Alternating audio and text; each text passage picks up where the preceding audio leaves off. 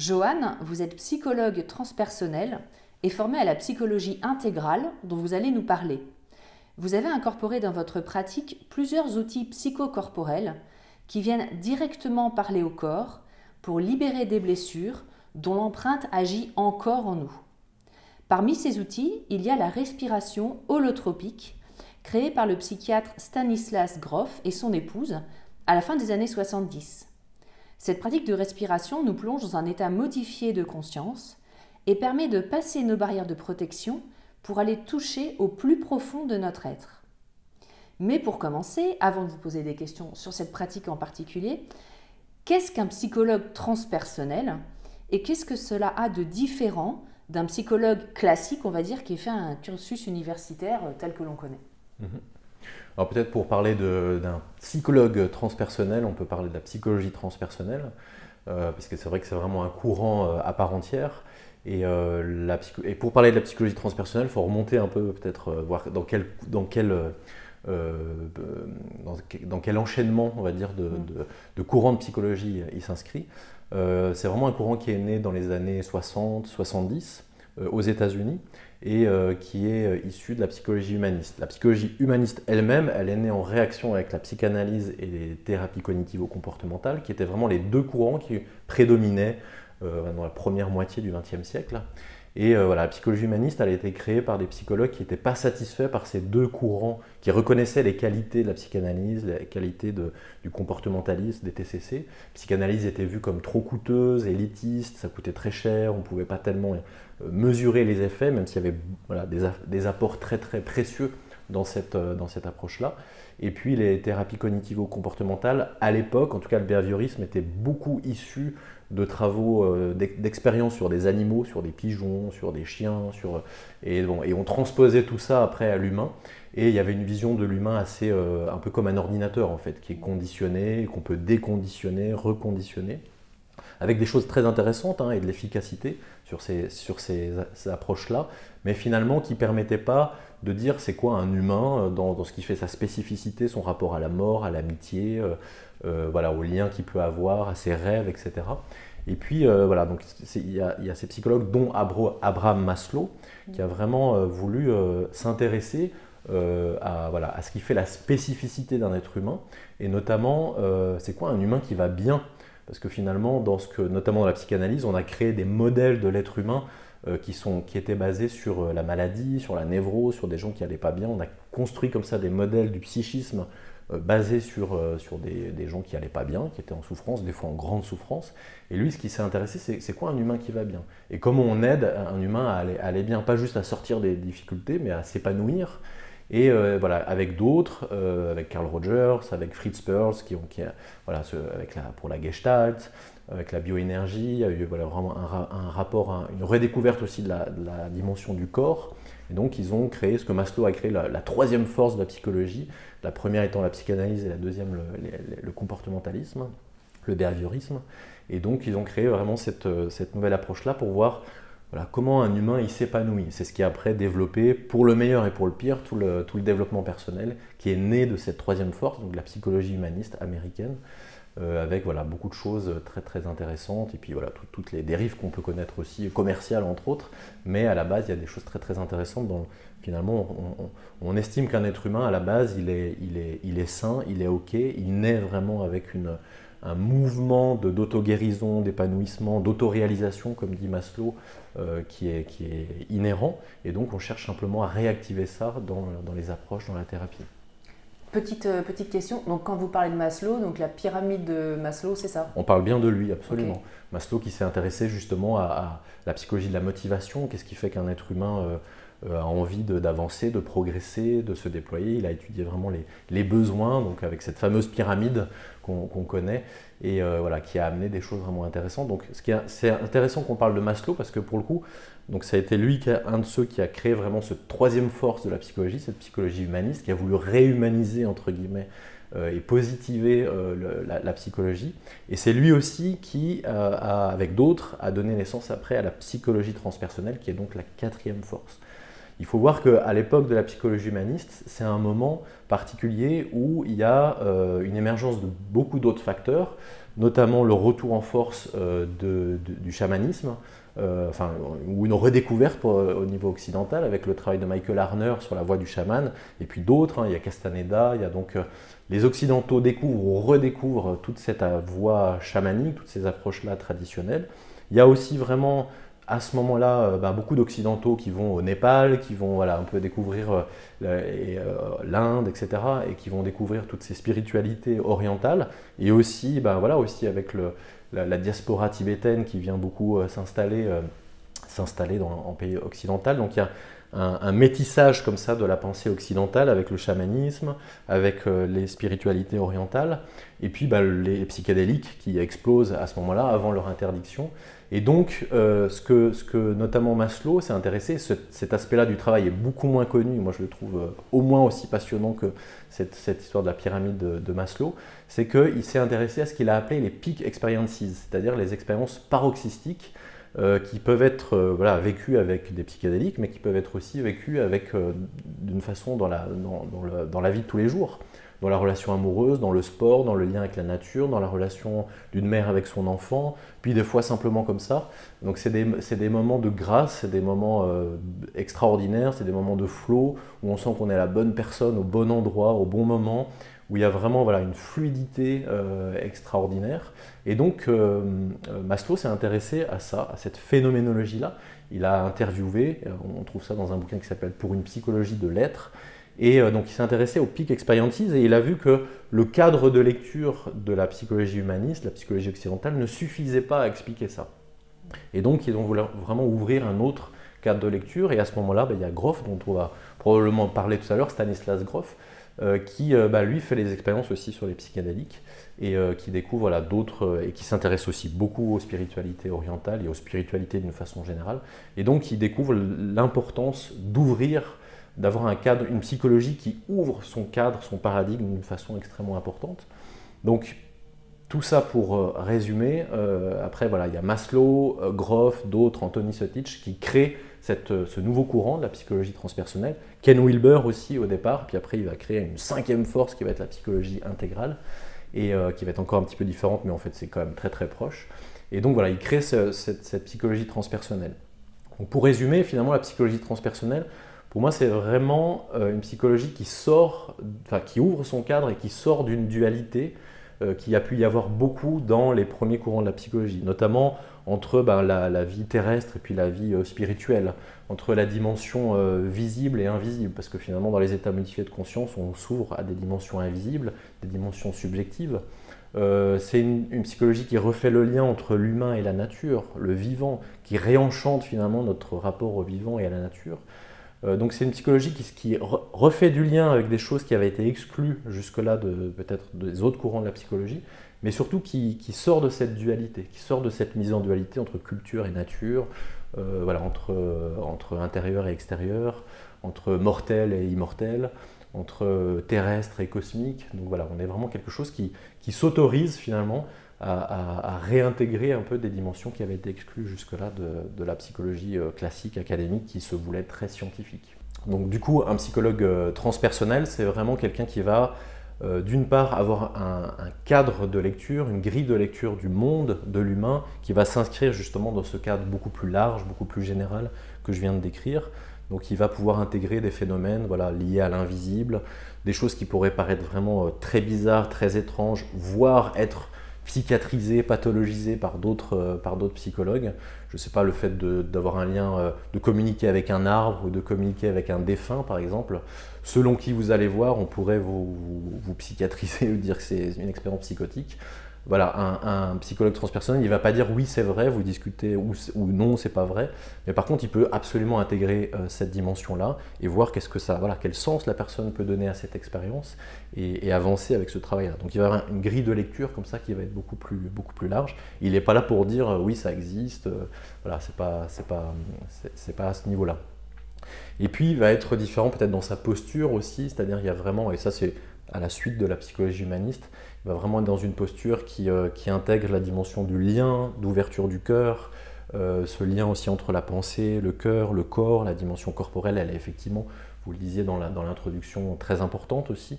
Donc on cherche vraiment à être dans une approche la plus holistique, la plus globale possible. Faire le lien aussi entre l'individuel et le collectif, ça je ne l'ai pas nommé tout à l'heure. Transpersonnel, c'est ça aussi, c'est de pouvoir vraiment intégrer cette dimension plus grand que soi. La psychologie jusque-là, elle s'est surtout intéressée à l'individu.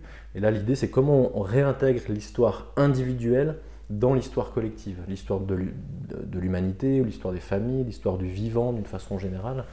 Et les éco-psychologues, ils ont une formulation que j'aime beaucoup qui dit finalement on passe des heures et des heures en psychanalyse ou en psychologie à parler du lien avec la mère, du lien avec les parents, avec les ancêtres, mais on ne parle pas du lien avec la terre, alors que ce lien il est au moins autant en souffrance pour la plupart des gens qui sont notamment les citadins coupés de ce lien vivant, et il est essentiel, et les gens souffrent beaucoup de cette perte de ce lien. Donc le psychologue transpersonnel, il vient aussi retisser ce lien entre l'individuel et le collectif, et ça aide beaucoup à donner du sens. Voilà, ça ouvre vraiment une perspective très vaste, très globale. Vous avez mentionné au début de cette réponse les dérives qu'il peut y avoir parfois par rapport au développement personnel. Et je trouve que c'est très important parce qu'effectivement il y en a, et du coup on met tout dans le même sac. Qu'est-ce que c'est que les dérives par rapport à un certain développement personnel ? Pour moi, une des dérives principales, c'est cette espèce de pensée performative. C'est un peu une dérive de la psychologie positive, c'est-à-dire voilà, il suffit de penser à ça, penser positivement, demander à l'univers et puis il va vous répondre. Donc on s'adresse vraiment à la pensée enfantine, qui est cette pensée magique, et ça marche terriblement. Enfin, au niveau marketing et vente, les gens ils ont envie d'entendre ça. Mais du coup, on vend du rêve à cet endroit-là. C'est sûr qu'on peut, avec la pensée positive, il y a un impact très puissant et qui est réel, hein, que je ne nie pas, mais on vend du rêve, et quand je dis on le vend vraiment, et des gens font des millions avec ça. Donc c'est là où il y a un danger, c'est-à-dire qu'on peut vraiment flouer les gens. C'est pas aussi simple que ça, on aimerait bien que ce soit aussi simple que ça, et c'est pas non plus qu'il faut faire 15 ans de psychanalyse pour arriver à bouger dans sa vie, mais il y a un juste milieu entre les deux. Et voilà, il y a une sorte de surenchère comme ça, voilà, une technique, une astuce comme ça, et vous allez voir, tout va sortir. Faites un séminaire de 3 jours et vous allez voir, voilà, ça va être magique et votre vie sera plus jamais la même. Oui, on peut faire des choses qui sont life-changing, comme disent les Anglais, et ça existe, mais c'est toujours un pas après l'autre. Et je pense que là, il faut être vraiment très prudent par rapport à ça. Donc voilà, de pas... Après, les gens, ça les met en situation d'échec. Ils se disent, bah, en fait, ouais, ça marche visiblement pour les autres, puis il y a plein de témoignages, puis ça n'a pas marché pour moi, puis ça les effondre encore un peu plus. Donc c'est là où il s'agit d'être effectivement prudent. Moi, je ne crois pas qu'il y ait... je suis convaincu, par exemple, de la respiration holotropique, c'est un outil extraordinaire. Moi, ça m'a énormément aidé, mais un pas après l'autre, pas comme ça, en une seule fois, on est un week-end, c'est bon, ma vie n'est plus jamais la même. Et je crois qu'il n'y a aucune technique, aucune molécule, rien du tout qui fait ça tout seul. Ça, en tout cas, moi, personnellement, je ne le crois pas et je ne le constate pas, surtout. Par contre, on peut faire des pas importants, conséquents, durables, ça, c'est clair. Mais il n'y a rien de magique, hein. C'est vraiment un pas après l'autre, ça, c'est important. Et donc vous avez une formation classique de psychologue, clinicien, psychothérapeute. Qu'est-ce qui vous a fait aller vers la psychologie transpersonnelle ? Moi, quand j'étais étudiant donc à l'université Lyon 2, j'avais mes études. Donc Lyon 2, pour ceux qui connaissent, c'est vraiment un des derniers bastions de la psychanalyse freudienne. Donc voilà, et c'est très intéressant, j'ai appris beaucoup de choses, et j'utilise encore des outils, des conseils de la psychanalyse freudienne. Et en même temps, il y a une vision quand même assez, pour moi, assez glauque, en tout cas moi qui ne me convenait pas, assez malsaine, un peu tordue, ça c'est ma vision à moi, même si encore une fois il y a des très bonnes choses. Et en parallèle, moi j'avais vraiment une quête de sens, d'aspiration vraiment beaucoup plus profonde dès la vingtaine, et donc j'étudiais des enseignements indo-tibétains, des enseignements comme ça qui parlaient plutôt de cette dimension spirituelle. Et donc j'ai vraiment vécu en parallèle et un peu, je ne suis pas devenu schizo, mais un peu avec deux visions très différentes de l'être humain, entre une vision spiritualiste, très belle, très ouverte, mais pas du tout ancrée dans la clinique, et une autre vision vraiment ancrée dans la clinique, mais très fermée, rétive à la dimension spirituelle, même très critique, voyant dans le spirituel plutôt une dimension régressive.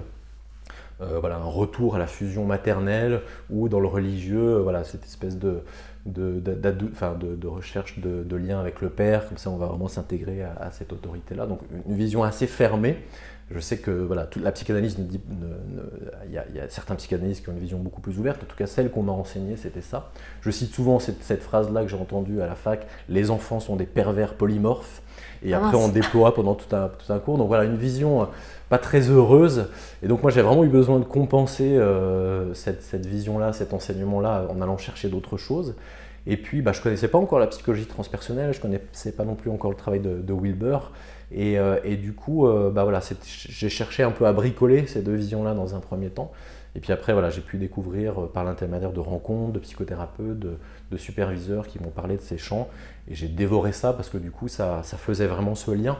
Et moi, j'avais vraiment besoin, voilà, par mes propres expériences, voilà, d'ouverture, de liens au vivant, d'expériences de méditation qui étaient aussi très fortes. J'avais besoin de pouvoir aborder ça d'une façon psychologique, pas simplement dans des enseignements ésotériques ou spirituels. Et je trouve que la psychologie transpersonnelle propose ça, elle fait vraiment ce lien entre le psychologique et le spirituel.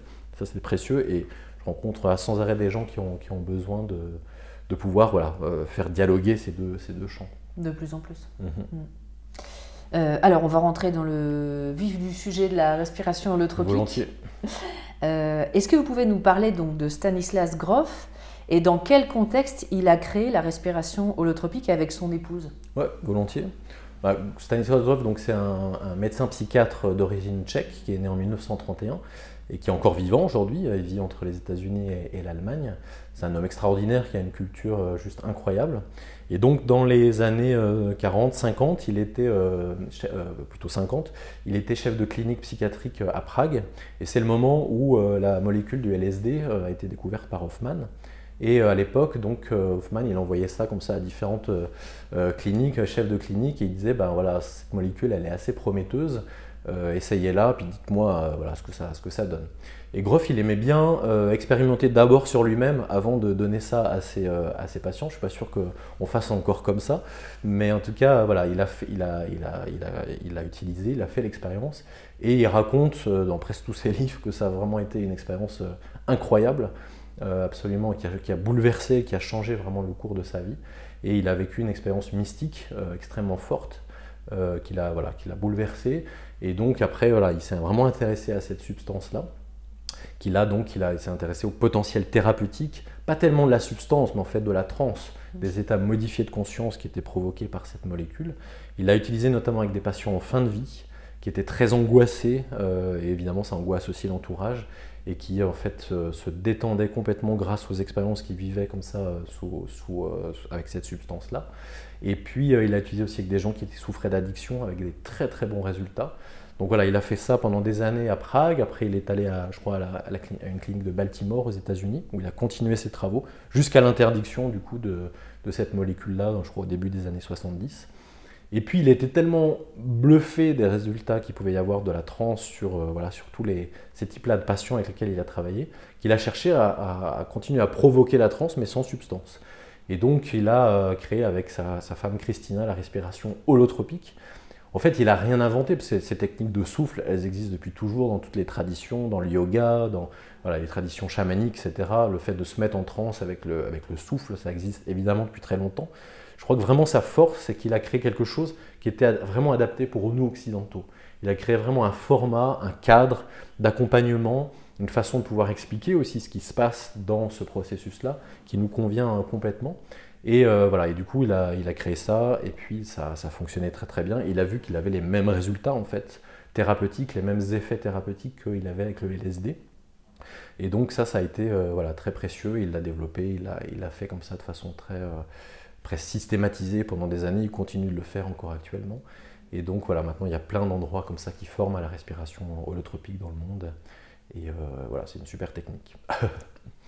Alors justement, comment est-ce que ça fonctionne? Est-ce que l'on sait comment ça fonctionne concrètement sur le cerveau, sur le système nerveux? Est-ce qu'il y a des études là-dessus? Et puis comment ça marche une séance? Qu'est-ce qu'on fait? Ouais. Alors oui, on sait des choses vraiment au niveau du cerveau. Contrairement à ce qu'on pourrait penser, donc c'est vraiment basé sur l'hyperventilation, hein, on va hyperventiler. Il y a de la musique aussi qui soutient l'expérience et il y a un travail psychocorporel. C'est vraiment ça les trois piliers de la respiration atropique. Hyperventilation, on travaille sur le souffle, la musique et le travail psychocorporel. Et contrairement à ce qu'on pourrait imaginer, souvent on croit que c'est qu'on va augmenter le taux d'oxygène dans le sang et puis que c'est ça qui crée des effets un peu psychédéliques pour le coup. Et en fait, pour des raisons d'homéostasie, le taux d'oxygène il reste toujours à peu près stable dans le sang. Ce qui se passe, c'est qu'en hyperventilant, en fait, on évacue plus de CO2. Donc en fait, ce n'est pas une augmentation d'oxygène dans le sang, c'est une baisse du CO2 dans le sang qui va créer ces effets-là. Le CO2, en fait, le fait qu'il baisse, le taux de CO2 baisse dans le sang, ça va créer une alcanalité. Bref, le sang va devenir plus alcalin et donc du coup ça transforme vraiment toute la chimie dans le corps et notamment ça va créer, je rentre un peu dans les détails mais je ne vais pas aller beaucoup plus loin, une vasoconstriction, c'est-à-dire que les vaisseaux, notamment dans le cerveau, vont légèrement diminuer et notamment au niveau de la zone du néocortex, donc toutes les zones rationnelles qui contrôlent notre vie, notre pensée habituellement, sont mises momentanément en sourdine. Donc on a vraiment quelque chose, tout ce qui est contrôlant, tout ce qui interdit certaines émotions, certaines intuitions, certaines perceptions peut-être aussi subtiles, énergétiques. Tout ce mental-là, en fait, il est mis momentanément en veille. J'aime bien utiliser la métaphore un peu politique intérieurement. C'est comme si on avait une dictature pour beaucoup de gens du cerveau qui dit c'est moi qui dis, c'est comme ça, du mental on pourrait dire, c'est moi qui dis ce qui est vrai, c'est moi qui dis ce qui est juste, c'est moi qui décide. Puis les émotions, les intuitions ou voilà, des perceptions plus subtiles comme ça qui sont tues en fait. Et là, ben, le dictateur, on le met de côté pendant un moment et on se fait la démocratie participative, on écoute un peu les différents endroits, qu'est-ce qu'il dit le corps, qu'est-ce qu'elle dit l'intuition, qu'est-ce qu'elles disent les émotions, qu'est-ce qu'ils disent les traumas, qu'est-ce qu'il dit le soi, peut-être aussi la dimension spirituelle, qu'est-ce qu'elle dit la dimension plus collective, plus vaste. Donc on va vraiment donner de la place à des parties de nous qui d'habitude n'en ont pas. Et puis après, évidemment, on retrouve tout à fait notre capacité mentale de décision, mais enrichie de toute cette expérience-là. Vraiment, on a entendu des choses qui avaient besoin d'être entendues depuis longtemps, et ça amène vraiment une transformation vraiment très, très, très belle, très puissante. Mais voilà, c'est vraiment quelque chose qui se joue au niveau de la chimie du cerveau, et notamment de ce néocortex qui est mis momentanément en veille. Et alors, cette respiration, ça dure combien de temps avant d'arriver à cet état? Et cet état dure lui-même combien de temps? Alors, la respiration anthropique, on peut la faire en setting individuel. On va être sur des sessions plus courtes ou en setting de groupe. Je trouve que c'est vraiment, et Grof le dit beaucoup aussi, c'est vraiment une technique qui gagne à être vécue en groupe. Pourquoi? Parce qu'on a plus de temps et puis surtout, on est soutenu vraiment par toute l'énergie du groupe. On est soutenu par vraiment, il y a une dynamique. Il y a souvent des expériences comme ça qui se répondent entre quelqu'un qui va, je sais pas, faire un hurlement de loup par exemple, ou un hurlement de colère, d'une colère qui est enfouie depuis et interdite depuis 20 ans. Et des gens qui disent mais ton cri, mais il m'a fait tellement de bien, j'ai l'impression que tu as crié pour moi et ça m'a libéré. Donc il y a des gens qui s'autorisent comme ça. Quand on peut être un peu plus impressionné quand on est seul avec juste un facilitateur, un thérapeute dans une pièce. Et on peut vivre des choses très très intéressantes aussi en individuel, mais c'est vrai qu'il y a quelque chose en groupe qui est vraiment beaucoup plus dynamisant. Et l'expérience en groupe dure plusieurs heures. En individuel, souvent on fait 45 minutes, 1 heure. Et petite question, là vous évoquez quelqu'un qui crie, mais si nous on recontacte par exemple une agression et que ce cri, on le prend comme l'agresseur, ça ne peut pas réactiver des choses compliquées? Alors ça peut réactiver et ce n'est pas une mauvaise chose. Évidemment que ça ne va pas être agréable, mais peut-être que du coup, et ça arrive, on va pouvoir répondre à cet agresseur. On va pouvoir dire dégage, enfin, voilà, on va pouvoir vraiment retrouver quelque chose, une ressource que peut-être on n'a pas eue au moment de l'agression. Et c'est ça qui va être extrêmement bénéfique et aidant. Et c'est là où il y a des synchronicités absolument incroyables, très souvent dans les groupes, de problématiques comme ça qui se répondent et qui vont vraiment vers du mieux, de la résolution, etc., etc. Donc ça fait vraiment partie du processus, comme on dit dans tout ça. Est-ce que tout le monde fait la séance en même temps ou c'est chacun son tour? Alors en groupe, du coup, on fonctionne par binôme. Donc on va avoir ce qu'on appelle un respirant et un accompagnant, on pourrait dire un allié ou un sitter. Cet accompagnant va vraiment veiller à la sécurité, va être vraiment garant que l'expérience du respirant puisse se passer le mieux possible. Et puis après, évidemment, on inverse les rôles. Et c'est vrai que l'expérience d'accompagnant, elle est des fois au moins aussi forte que l'expérience du respirant, parce que d'abord d'être dans une salle où il y a plein de gens qui sont en transe, Et puis aussi, selon ce qui se passe, il y a des gens qui sont complètement immobiles, donc j'ai juste à proposer ma présence, et pour certains c'est très challengeant, parce qu'ils ont l'habitude de faire, ils ont besoin d'être dans l'action, donc ça les renvoie à ça, être juste dans l'être, juste dans la présence, et c'est une super expérience. Et puis pour d'autres, si le respirant bouge beaucoup, il a besoin de se bagarrer, il revit une naissance, il se transforme un peu en animal, il a besoin d'hurler, il pleure, ça va confronter beaucoup à comment j'accompagne. Est-ce que j'en fais trop? Est-ce que j'en fais pas assez? Est-ce que j'ose proposer? Est-ce que si je propose et qu'on me dit non, qu'est-ce que ça me renvoie? Donc il y a toute une dimension comme ça. Moi j'aime beaucoup du travail qui se passe entre le respirant et l'accompagnant, qui révèle beaucoup de choses de nos vies de tous les jours et qu'évidemment après on met en travail dans les moments de partage, etc. Donc ça c'est vraiment, vraiment précieux. Donc voilà, ça se passe en binôme. Donc du coup il y a 2 sessions de plusieurs heures sur une journée ou sur un week-end. Moi je fonctionne en week-end. Et voilà, ce qui amène vraiment une expérience très très riche. Donc évidemment qu'on n'hyperventile pas pendant plusieurs heures. Merci. Ça jouerait pas. On peut le faire pendant de longues minutes, mais donc on hyperventile au début. Après il y a donc la musique qui intervient, qui est au début très très dynamique, un peu tribal comme ça pour vraiment aller dans le corps, soutenir l'expérience. Et donc on peut hyperventiler pendant plusieurs minutes. Pour certaines personnes, ça va suffire. Après, elles arrêtent d'hyperventiler naturellement parce qu'elles commencent leur voyage, elles commencent à avoir soit des visions, soit des expériences. Enfin, voilà, en tout cas, le voyage intérieur a commencé. Ça va très très vite pour la plupart des personnes. Combien de temps? Ça peut être vraiment 1 à 2 minutes pour certaines personnes. Pour d'autres, ça va être 10 minutes, un petit quart d'heure. Ça va vraiment dépendre. Mais pour la plupart, c'est vraiment juste quelques minutes. Aussi parce qu'il y a ce bain énergétique, ce champ intersubjectif entre les personnes qui fait qu'on bascule vraiment dans presque une autre réalité, on pourrait dire. Donc ça, c'est assez impressionnant. Et je dirais plus on pratique, plus on bascule vite. Puis d'autres personnes vont reprendre quelques cycles d'hyperventilation pendant l'expérience, parce que peut-être elles ont l'impression de revenir à une conscience habituelle, une conscience de veille. Et des fois on les aide, mais en fait il n'y a pas forcément besoin. Et alors, première question, hyperventilation, ça ne peut pas être angoissant? On respire très rapidement, c'est ça? Oui, c'est ça. Ça peut être un peu angoissant, même moi qui l'ai fait pour moi, je sais pas, près de 25 fois. Je suis angoissé, mais pas tellement. Enfin, j'ai encore un petit fond d'angoisse, pas tellement par rapport à l'hyperventilation, mais plutôt parce que j'ai aucune idée, même après l'avoir fait plein de fois, parce que c'est à chaque fois différent de ce que je vais traverser, de ce qui va m'être proposé. Donc, et puis c'est vrai que ça demande un effort aussi. C'est vrai qu'au départ, c'est le petit point. Un peu, il faut quand même être dans quelque chose d'assez soutenu. On met vraiment, on est dans quelque chose de plus rapide, de plus ample. On enlève les temps de pause entre l'inspire et l'expire. Donc c'est assez dynamique. Comme un petit chien. Et ouais, c'est ça. En plus profond, ouais. C'est vraiment d'avoir une respiration profonde. Et puis après, il y a la musique qui est là, qui peut être aussi impressionnante. Elle est très forte. Il peut y avoir des cris assez rapidement. Donc voilà, c'est assez impressionnant. Faut pas avoir peur de l'intensité.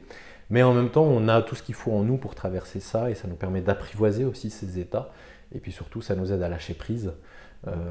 Souvent, il y a des gens qui viennent, on a toujours un petit entretien avant de faire la respiration anthropique. Ils disent moi, je suis beaucoup dans la maîtrise, je suis beaucoup dans le contrôle mental, etc. Je dis oui, comme moi déjà, et comme beaucoup de monde. Et puis souvent, je les vois après, ils commencent à hyperventiler au bout de 2-3 minutes. On voit qu'ils sont complètement déjà ailleurs, donc c'est assez touchant de voir comme effectivement juste avec de l'air et de la musique, on peut vraiment aller très très loin dans l'expérientiel et dans le voyage. Et c'est pas l'idée, c'est pas juste faire un voyage incroyable comme ça et puis on a vécu une parenthèse enchantée sur un week-end.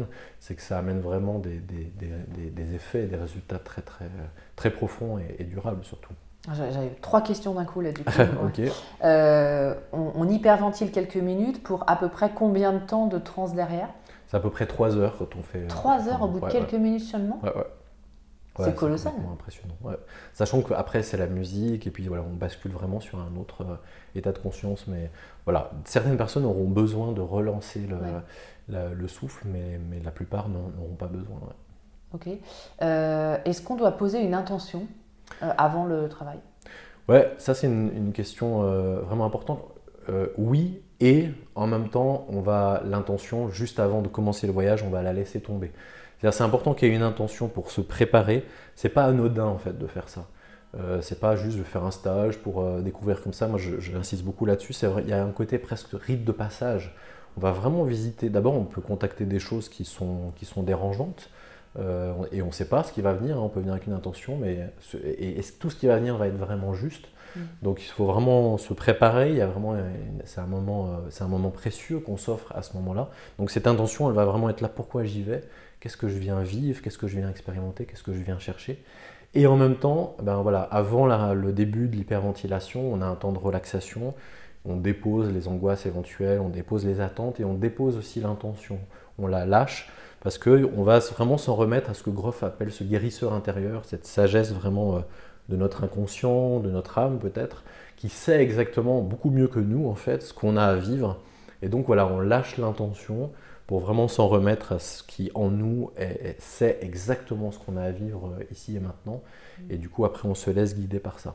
Donc c'est important d'en avoir une et en même temps c'est important de la lâcher avant de commencer le voyage. Et vous dites parenthèse enchantée, ça peut parfois être une parenthèse moins enchantée parce qu'on peut revivre des choses traumatiques. J'ai fait plusieurs interviews sur le trauma. Ouais. Est-ce qu'il n'y a pas un danger de se retraumatiser dans cet état en revivant des choses compliquées qui ont été mises en arrière pour des bonnes raisons, en fait, hein, des raisons de protection? Oui, ça c'est une question aussi vraiment importante. C'est pas forcément effectivement qu'une parenthèse enchantée, on peut vivre des choses vraiment très très belles. C'est enchanté dans le sens de ce qu'on va vivre humainement sur l'ensemble d'un week-end, parce qu'il y a vraiment, souvent les participants ils parlent d'un bain d'humanité, c'est-à-dire que c'est extrêmement important en fait d'être à des endroits de vulnérabilité, d'ouverture, de liens qu'on a en fait très très peu dans le quotidien. Et souvent les gens sont bouleversés en disant mais en 24 heures, en 48 heures, je vis des degrés de proximité avec des gens que j'ai jamais eu avec les gens de ma famille ou des amis.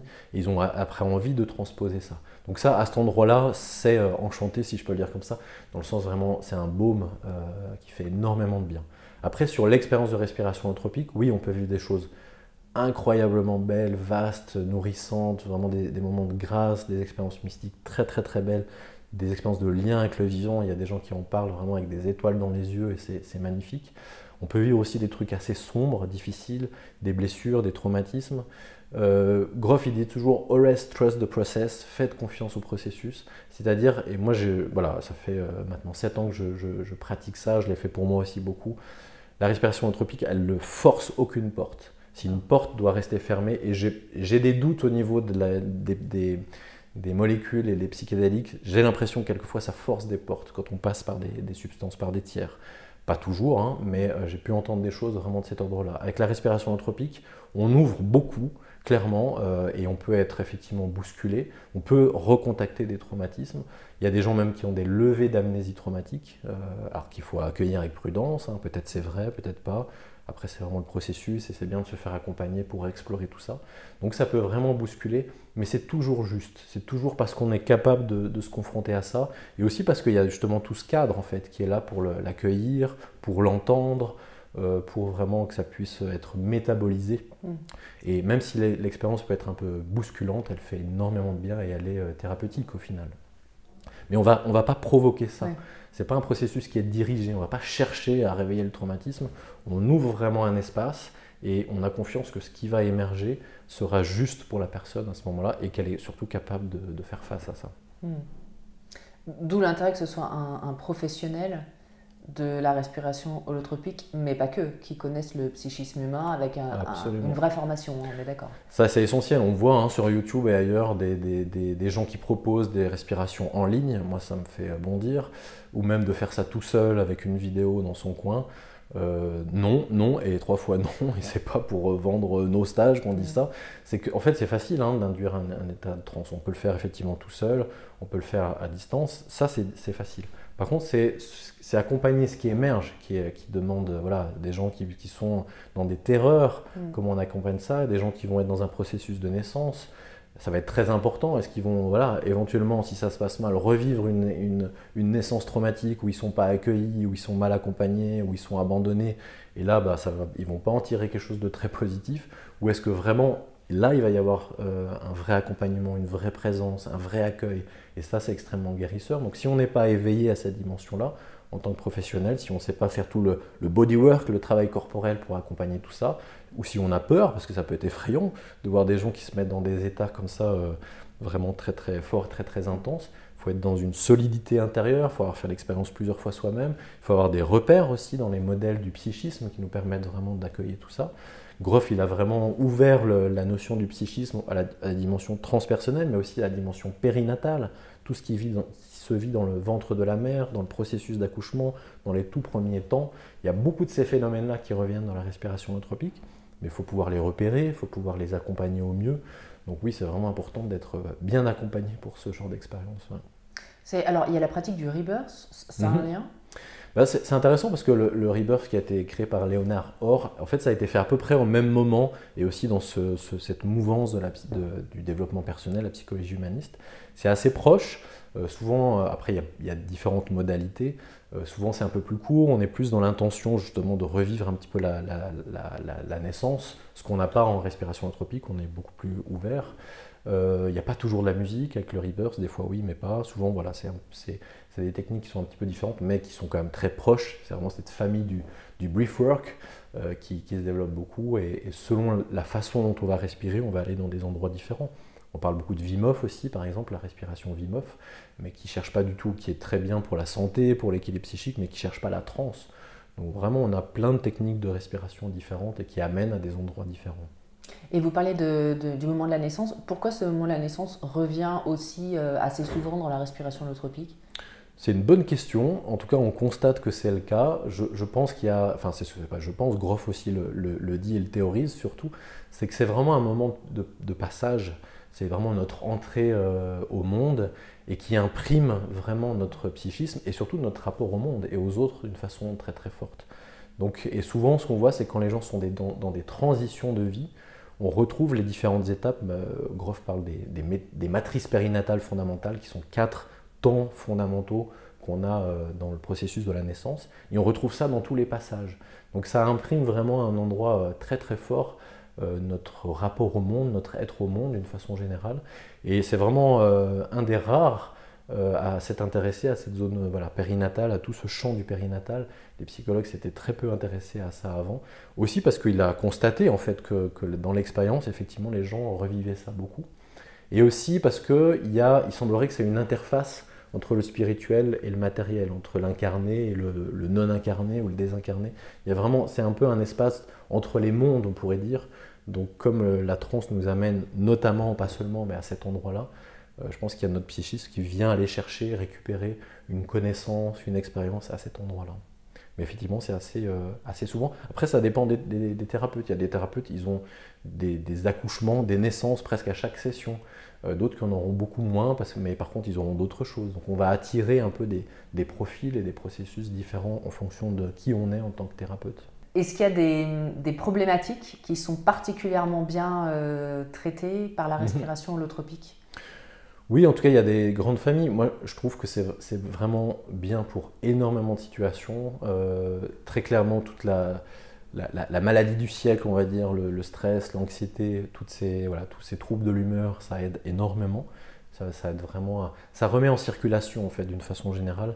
Donc, quand on se sent bloqué dans notre vie, parce qu'on a peur de faire un passage au niveau relationnel, professionnel, aussi, voilà, il y a tellement de motifs avec tout ce qu'on nous bombarde de mauvaises nouvelles au quotidien, d'être angoissé, on parle d'éco-anxiété, etc.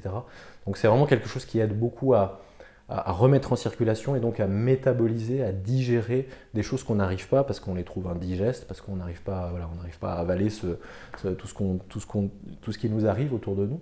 Donc ça, c'est vraiment un élément sur l'anxiété, le stress, etc. qui est très important.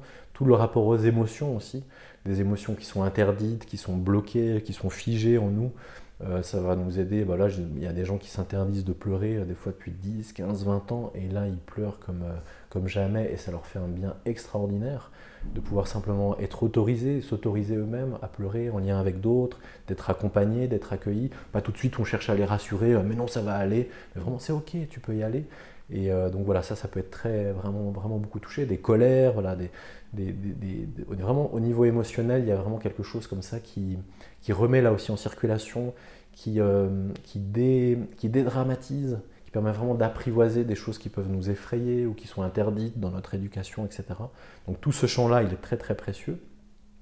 Et puis voilà, il y a des gens qui ont des insights en fait, qui ont des réponses sur des questions de sens, sur des prochains pas qu'ils veulent avoir dans leur vie. Le fait que ça rouvre aussi, que ça remet dans un contexte très très vaste, ça aide énormément. Des gens qui pouvaient se sentir coincés dans leur vie, tout d'un coup, alors ça peut bousculer aussi, hein. Je pense à une personne qui vient assez régulièrement respirer en ce moment et qui était vraiment dans un paradigme assez matérialiste, scientifique, dans sa famille, dans sa formation, et qui vit des choses tellement incroyables dans ses respires, elle se dit mais c'est pas possible, le monde en fait ça peut pas être juste ce monde matérialiste, voilà, ça existe et les sciences elles ont complètement leur valeur, il s'agit pas du tout de se mettre contre elles, mais juste il faut ouvrir en fait ce champ-là.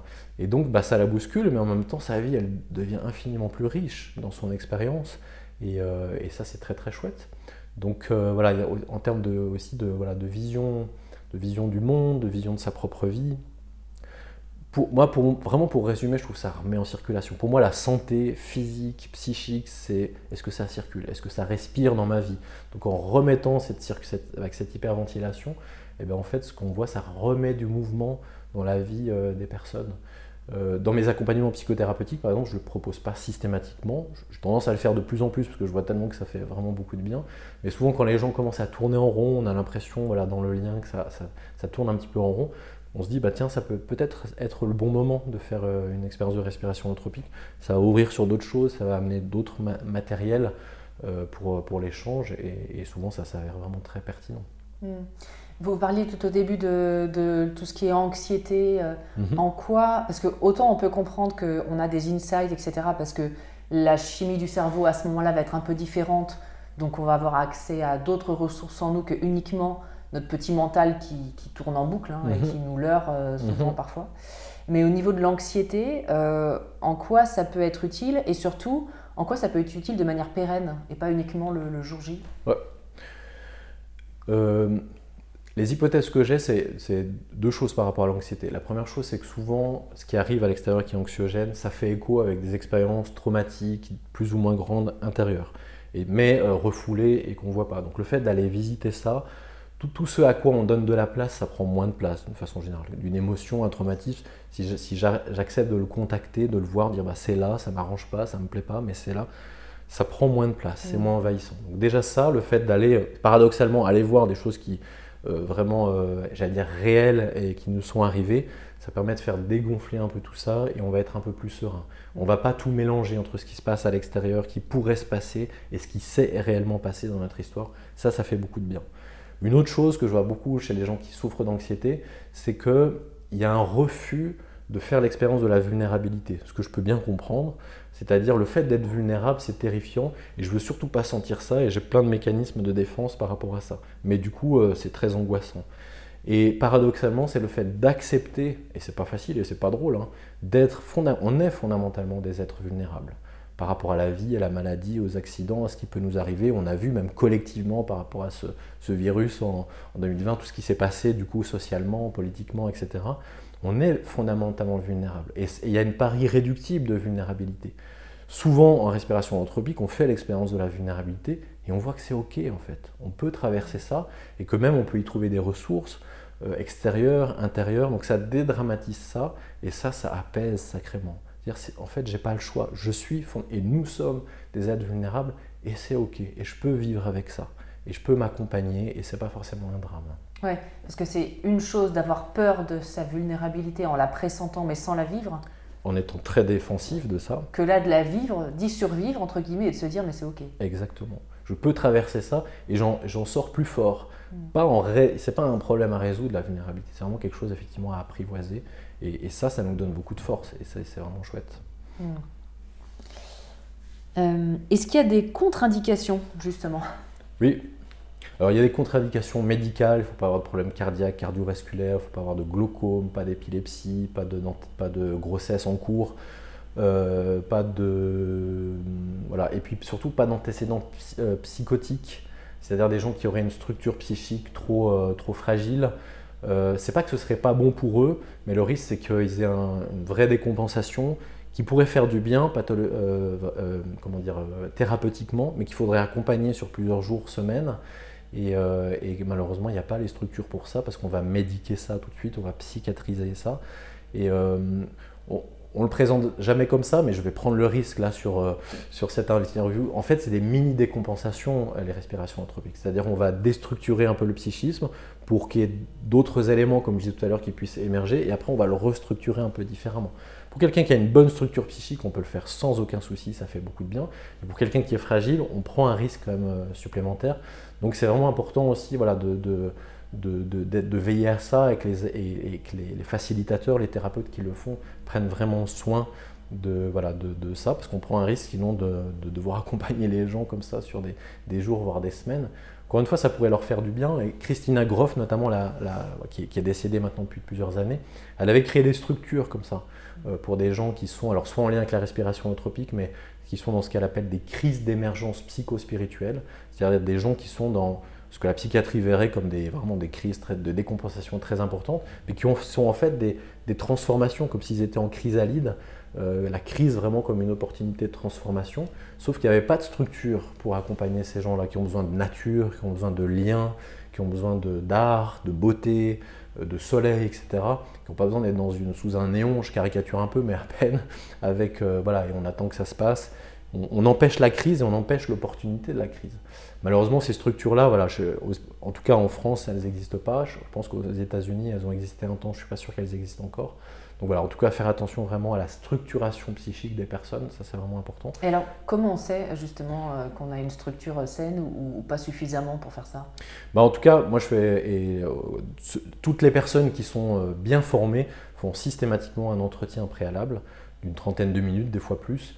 Et on pose des questions sur les antécédents et puis on peut sentir si une personne en une 30aine de minutes, on peut voir si elle est suffisamment solide, avec quelles intentions elle vient aussi.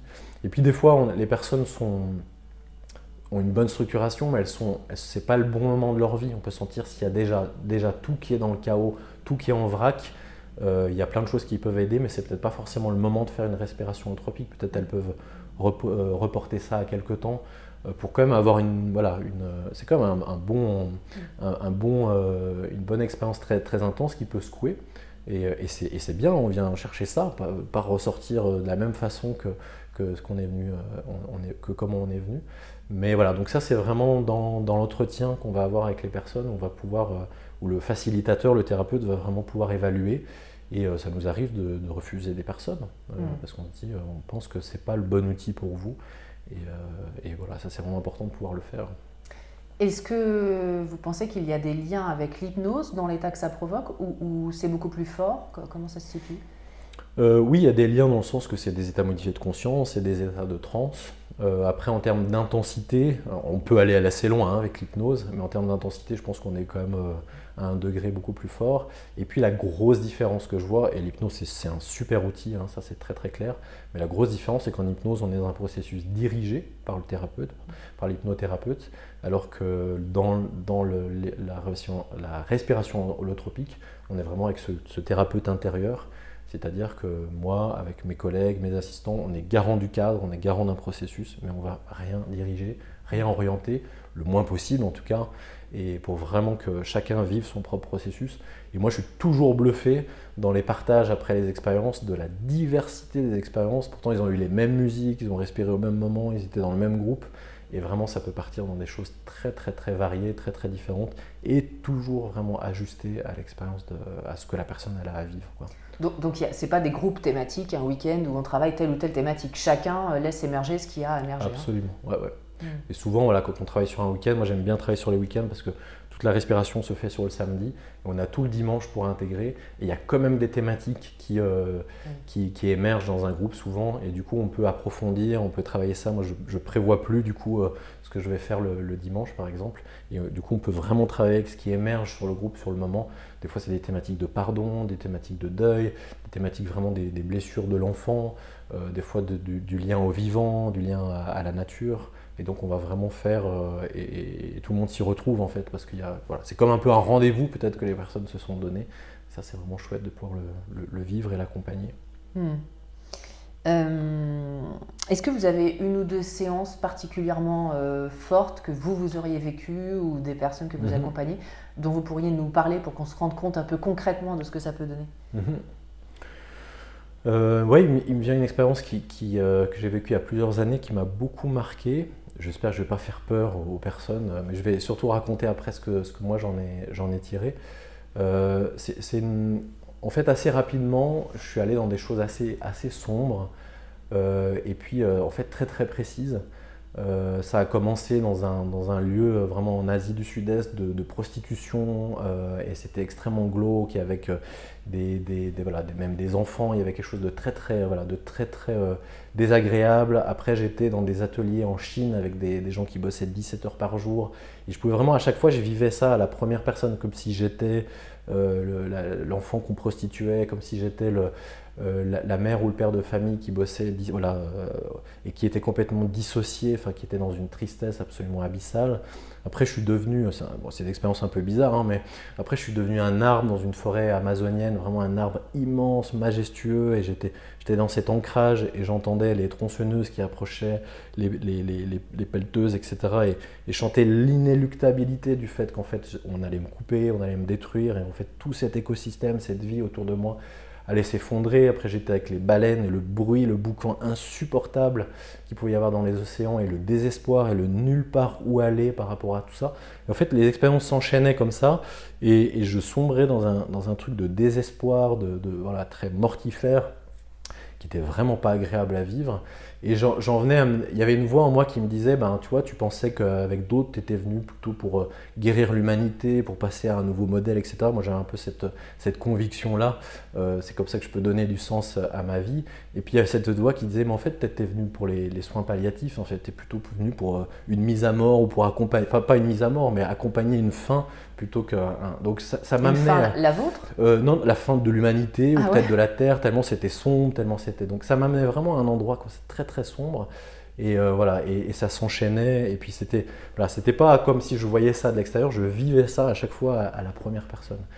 Et donc voilà, c'était un peu sans fin, comme ça j'ai l'impression que c'était une éternité.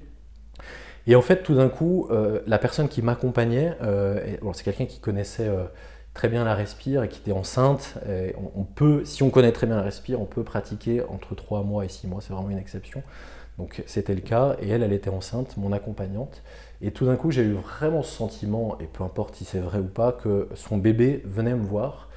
Et en fait, ça a complètement basculé, c'est-à-dire qu'il est vraiment venu avec une énergie absolument, j'en ai encore les frissons quand je me remémore ça, de vie, de confiance, de joie, de vraiment un élan créateur, un élan de vie pure, et de confiance, et de vraiment rien qui pouvait la toucher de cette horreur que je pouvais vivre, et qui vraiment s'est mise à côté de moi, m'a complètement mis dans son énergie de joie, d'enthousiasme, de confiance, et qui a regardé cette horreur-là avec moi, et qui était juste tranquille, juste absolument sereine, et qui chantait dans son il n'y avait rien qui l'affectait dans son envie de s'incarner et de vivre.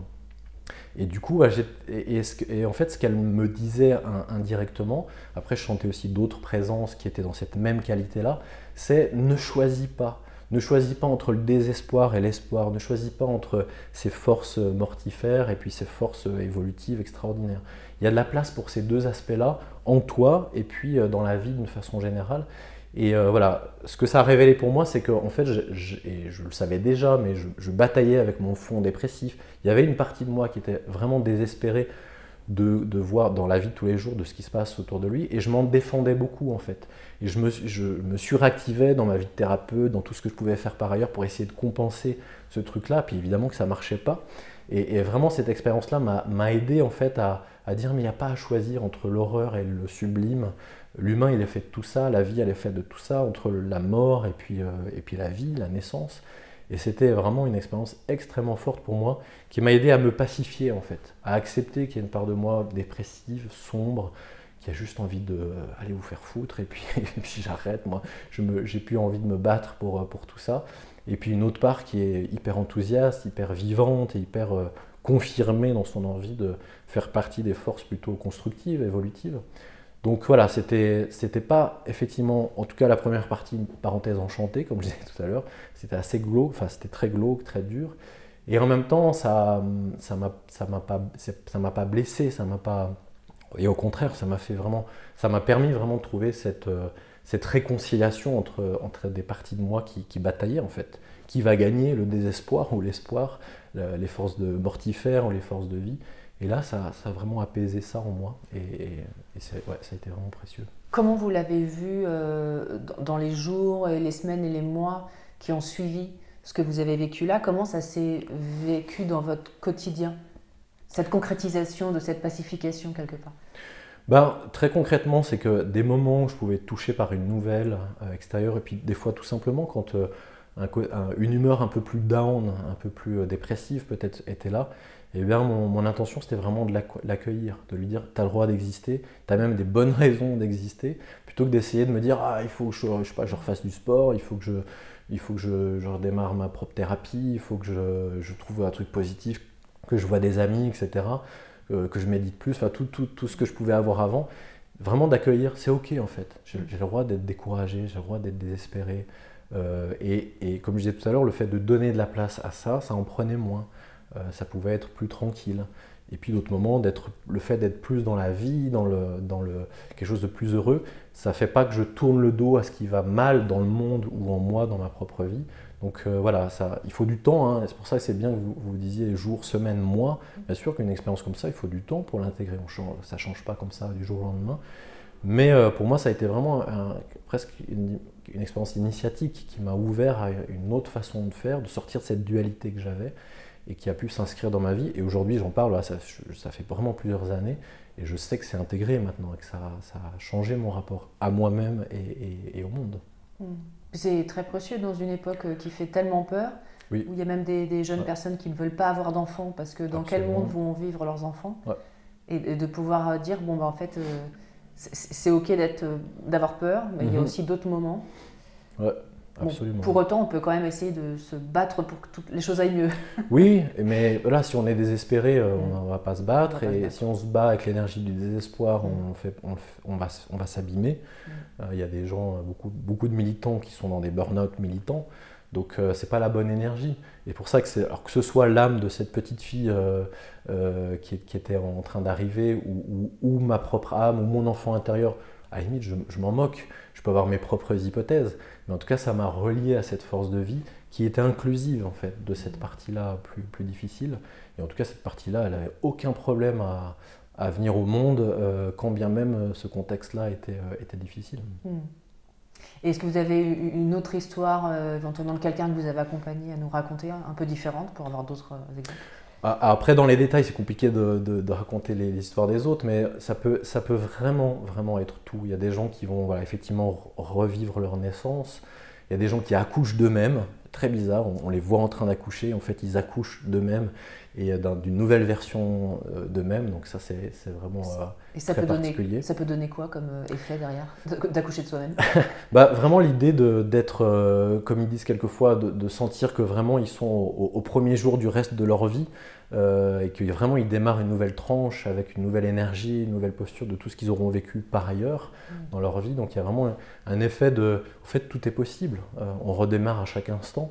Et on n'est pas obligé de s'enfermer dans des habitudes, dans des préconçus, etc., etc. Il y a des gens qui recontactent une énergie très animale, très instinctive, des fois une énergie sexuelle aussi qui va être très présente, souvent dont ils sont coupés. Il y a quelque chose de très vitalisant. Et voilà, dans nos vies d'occidentaux, avec les écrans, avec toutes les addictions qu'on peut avoir en tout genre, au travail, au sucre, à plein de choses, le fait de revenir à cette animalité, alors ça peut se présenter physiquement du coup, il y a des gens qui se déplacent comme des animaux, qui rugissent, qui ont besoin de combattre. Moi, dans mes premières respires, j'avais beaucoup besoin de me bagarrer, alors avec mon accompagnant, les thérapeutes, les assistants aussi qui sont là, pour faire la différence entre la violence et la puissance. Il y avait quelque chose par rapport à ma lignée d'hommes, où il y a eu beaucoup de violence, où il y avait quelque chose de confus. C'était compliqué pour moi d'être un homme par rapport à tout ça. Et le fait de pouvoir sentir ma puissance sans que ce soit une violence, de sentir une saine agressivité, c'était extrêmement bienfaisant et ça m'a beaucoup réconcilié avec mon identité d'homme. Ça a été extrêmement bienfaisant. Donc ça, souvent, on le voit, ces aspects un peu animaux. Il y a des gens qui vont, on sent qu'ils vivent vraiment des expériences de lien avec le vivant, de communication avec des forêts, avec des rivières, des gens qui font des voyages vraiment dans le cosmos, des choses comme ça, qui contactent une énergie d'amour infinie, immense. Il y a des gens qui voyagent. Récemment, il y a quelqu'un qui était avec des aborigènes et tout. Alors là aussi, il y avait toute l'histoire de l'esclavage, de la colonisation, etc. Et qui faisait écho symboliquement à sa propre histoire. Donc, quand je dis vraiment, ça peut être tout, ça peut vraiment être absolument tout. Groff, il dit en gros, il y a 4 familles d'expériences possibles. Des expériences très corporelles, voilà, redécouvrir son corps, redécouvrir son énergie vitale. Moi, j'ai eu une expérience, je cite souvent, mais pendant 1 heure, je pense, j'ai découvert à quel point c'est incroyable d'avoir une barbe. Et voilà, c'était un moyen, mais vraiment de reconnecter avec mon corps, avec lequel je n'étais pas suffisamment bien connecté. Donc, expériences très corporelles, des expériences biographiques, donc heureuses ou malheureuses. Hein, on disait qu'il peut y avoir retraverser des expériences traumatiques. Mais il y a des gens qui ont l'impression d'avoir eu, qui se sont toujours dit qu'ils ont eu une expérience terrible, une enfance très très difficile. Puis tout d'un coup, il y a une odeur de chocolat chaud, puis ils se rappellent d'une voisine ou d'une grand-mère qui en fait était vraiment une source d'amour, de sécurité, et puis en fait ils ne se rappelaient plus qu'ils avaient ça, et donc ils vont réintégrer ça leur redonne de la sécurité à l'intérieur, et du coup ça amène vraiment, voilà, ça permet aussi des choses très très précieuses. Des expériences périnatales, ça c'est le 3e type d'expérience qu'on peut avoir, donc des gens qui on le voit d'ailleurs à leur trait détendu, ils sont dans le ventre de leur mère, et voilà, c'est extrêmement délicat, voilà, il y a souvent un petit sourire, des fois des réflexes de succion comme ça qui sont présents, et voilà, il y a quelque chose qui est très très bienfaisant, une sorte d'unité comme ça infinie qui peut se vivre, et puis d'autres qui vont, voilà, revivre leur naissance. Et puis 4e type d'expérience, des expériences transpersonnelles, donc là c'est absolument tout qui est possible, voyage dans le temps, dans l'espace, des expériences mystiques, vraiment voilà, des communications avec des défunts, avec des êtres invisibles, des anges, avec son animal de pouvoir, un animal totem. Il y a des gens qui, depuis une expérience de respire, leur animal de pouvoir les suit depuis toujours, et quand ils ont besoin, ils font appel à eux. Et pas du tout des gens qui sont dans le chamanisme, et en fait, ils sont eux-mêmes étonnés. C'est complètement naturel. C'est sûr, quand on en parle comme ça, c'est bizarre, mais en fait, c'est devenu complètement normal. Et voilà, après on peut dire, est-ce que c'est vraiment un esprit, est-ce que c'est une partie d'elle-même? De nouveau, c'est pas si important, ce qui est important c'est ce que ça amène aux personnes. Là, ça amène de la sécurité, ça amène vraiment une ouverture à autre chose, donc ça c'est chouette. Animal de pouvoir qui les suivent, ça se concrétise comment? C'est de sentir, voilà, ici une panthère, pour d'autres ça va être un aigle et un hibou, et de sentir vraiment qu'il est là, ils peuvent même vraiment faire appel à ces animaux-là, et que ça amène vraiment une sécurité, ça amène une présence, ça amène une confiance selon un peu les personnes. Et c'est pas pour tout le monde comme ça, hein, ouais. mais ça, pour dire, ça fait partie des expériences qui sont possibles. Mais dans ces cas-là, avec des personnes, parce que ce qui peut être intéressant, la chose à laquelle on peut réfléchir, c'est quel est le système de la croyance de la personne avant, et du coup, il va produire quelque chose qui va dans son système de croyance. Oui. Est-ce que des personnes qui disent « Ah j'ai vu mon animal de pouvoir » étaient familières avec le monde du chamanisme et y croyaient, ou pas forcément? Là, les exemples que j'ai, c'est pas le cas. Après, ce que vous soulevez, c'est hyper important, hein. Il y a eu des travaux qui ont montré, il y a notamment un anthropologue qui s'appelle David Dupuis, qui a pu montrer effectivement que, comme par hasard, dans un contexte, on va prendre de l'ayahuasca par exemple au Pérou, je ne sais pas où il y a toutes ces cérémonies autour, les gens ils vivent des expériences avec des esprits, avec l'esprit de la plante, avec l'esprit de la forêt, etc. Évidemment qu'il y a tout un phénomène très inductif. Moi, je veille le plus possible à le moins induire, mais évidemment que j'induis avec qui je suis, avec mes propres systèmes de croyances, même si j'en parle pas, notre culture. Donc évidemment que c'est présent. Et de nouveau, c'est pour ça que c'est important de rien affirmer. Moi, j'affirme pas qu'il y a un aigle à côté ou un ours, évidemment pas. Mais étonnamment, en tout cas là dans les exemples que j'ai en tête, c'est pas du tout des gens qui étaient versés dans le chamanisme, qui ont pu vivre des choses comme ça. Ce qui peut, encore une fois, bousculer, hein, parce qu'on dit, mais il y a ce truc-là qui est présent, est-ce que je deviens fou? Non, j'ai pas cette impression-là. Le côté aussi d'incommunicabilité, c'est compliqué d'en parler autour de soi, disant, tu sais, je vis ça, donc des fois c'est un peu particulier. Mais je trouve qu'on est vraiment à un moment donné, la respiration holotropique permet ça, vraiment d'ouvrir en fait sur un autre. Il n'y a pas que cette réalité concrète physique, il y a d'autres réalités subjectives, invisibles. Et le chamanisme, c'est une façon d'en parler. Les spiritualités orientales, c'est une autre façon d'en parler. L'ésotérisme aussi peut évoquer des choses. Et voilà, ce que moi je cherche beaucoup, en tout cas avec la psychologie transpersonnelle et intégrale, c'est de pouvoir intégrer tout ça et qu'on puisse en parler sans forcément tomber dans une croyance ou dans un dogme. Et qu'on peut dire, il y a plein de façons d'évoquer tout ça. Quelle est la façon qui vous convient à vous? Et allons-y avec ça. C'est un moyen en fait. De toute façon, on ne va jamais rien prouver, enfin pas avant longtemps à mon avis. Donc c'est l'expérience qui fait office de preuve. Et sans pour autant faire du prosélytisme derrière, parce qu'il y a beaucoup de personnes qui vont avoir cette expérience et leur vérité va devenir la vérité de tout le monde. Absolument, ouais. Ça c'est un peu peut-être un risque incontournable, mais c'est là aussi la force du groupe, c'est de voir la diversité des expériences, que vraiment voilà, dans un même contexte on va vivre des choses très différentes. Je pense que ça aide aussi à ne pas aller dans quelque chose de trop dogmatique et de pouvoir vraiment donner la place à toute personne d'abord, à toute croyance et à toute expérience. Dernière question, donc vous, bien sûr, vous proposez ces week-ends. Donc vous êtes basé à Genève. Oui. Ça se fait donc en vrai, oui, avec des vraies personnes. Ouais. Donc on peut s'inscrire via vous avez un site internet? Oui, c'est ça. C'est olonis.com, Olonis avec 2 i. Et puis voilà, je propose sur des week-ends, donc à peu près tous les 2 mois, un week-end tous les 2 mois. Et puis aussi à Bruxelles, 4 journées par an avec une autre collègue, Véronique Brancaléon à Bruxelles. Et puis voilà, ce qui est vraiment important, c'est d'être formé. Donc il y a sur le site du CESUM aussi, de l'école du transpersonnel, il y a vraiment une liste de gens qui sont certifiés par aussi le Groff Legacy Training. L'école du CESUM en France est vraiment certifiée par les Groff. Donc ça c'est aussi important de vraiment voir des gens qui sont dûment formés. Et donc voilà, si la Haute-Savoie ou Bruxelles c'est trop loin, il y a vraiment d'autres collègues qui sont très bien formés, donc vous pouvez trouver la liste là-bas. Et puis, quelle recommandation pour une personne qui a envie de faire une séance de respiration holotropique, qui ne peut pas venir vous voir, donc qui va aller sur le site? Ensuite, c'est censé se passer comment? Donc, il doit y avoir au moins un entretien préalable? Oui, normalement, il y a un entretien préalable de 30 minutes, des fois un petit peu plus, s'il y a besoin d'en savoir un petit peu plus. Et puis voilà, notamment c'est dans cet entretien-là qu'on va vérifier les contre-indications médicales, et puis aussi voilà, que ce soit le bon moment dans la vie de la personne. Ça c'est vraiment important. Puis c'est aussi un moment pour faire connaissance, répondre aux questions, donc ça c'est vraiment important. Et puis voilà, ce qu'on n'a peut-être pas évoqué, c'est l'après, c'est-à-dire que l'expérience en fait en elle-même, elle est évidemment importante, elle peut être très précieuse, très riche, mais après c'est comment on l'intègre. Donc on vérifie aussi est-ce que les personnes sont suivies. C'est pas obligatoire d'être suivi, mais si par exemple on invite les personnes à donner des nouvelles 10-15 jours après, puis si on voit que c'est un peu trop compliqué, soit on fait un entretien nous, soit on les invite peut-être à reprendre une thérapie si vraiment il y a besoin. C'est pas du tout systématique, de loin pas, mais c'est important cet après. Moi je recommande aussi vraiment aux personnes qui le font si elles peuvent prendre au moins le lundi après, parce que non pas qu'elles ne seraient pas opérationnelles, mais sinon ça les sort vraiment du processus un peu radicalement, puis c'est dommage. Si elles peuvent avoir le lundi pour méditer, pour nager, pour courir, pour peindre, chanter, danser, faire des choses créatives, des choses dans le corps, ça bonifie d'autant plus, parce que tout ce processus d'intégration, il est super important. Nous, on envoie systématiquement un document avec des recommandations après la respire, de comment bien intégrer l'expérience, comment non seulement prolonger les effets, mais vraiment que ça s'intègre. Mais en même temps, voilà, l'expérience, elle est très corporelle. Tout ce que j'évoque là, quand j'évoquais moi mon expérience, tout ça, je le vivais dans mon corps. C'est pas comme un film à l'extérieur.